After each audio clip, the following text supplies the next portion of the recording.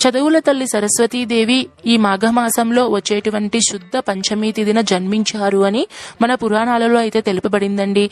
ఈ రోజున ప్రత్యేకంగా మనము చిన్నపిల్లల్లో చదువులు బాగా రాణించాలి అన్నా, వాళ్ళ జ్ఞాపక శక్తి పెరుగుదలకి, వాక్శుద్ధి అనేది కలగడానికి మనము ప్రత్యేకంగా సరస్వతీదేవిని అయితే ఆరాధిస్తామండి. ఈ తల్లి అహింసకు మారుపేరండి. ఈ తల్లి చేతిలో ఎప్పుడూ కూడా పద్మంలో ఆసీనురాలై వీణ, పుస్తకం, జపమాల, అభయముద్రలను ధరించి ఉంటుందండి. మీ దగ్గర కనుక సరస్వతీదేవి విగ్రహం కనుక ఉంటే వీలున్నంత వరకు మీరు పంచామృతాలతో అభిషేకం అనేది చేసుకోండి.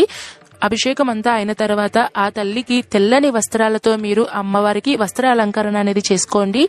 మీ దగ్గర విగ్రహం ఏమీ లేదు అనుకున్నప్పుడు సరస్వతీదేవి ఫోటో కనుక ఉంటే మీరు ఫోటోకి పూజ అనేది చేసుకోవచ్చండి. ఈ రోజున ప్రత్యేకంగా చిన్నపిల్లల చేత పూజలు అనేటివి చేపించాలండి. ఎందుకంటే ఆ తల్లి అనుగ్రహం అనేది చిన్నపిల్లల్లో కనుక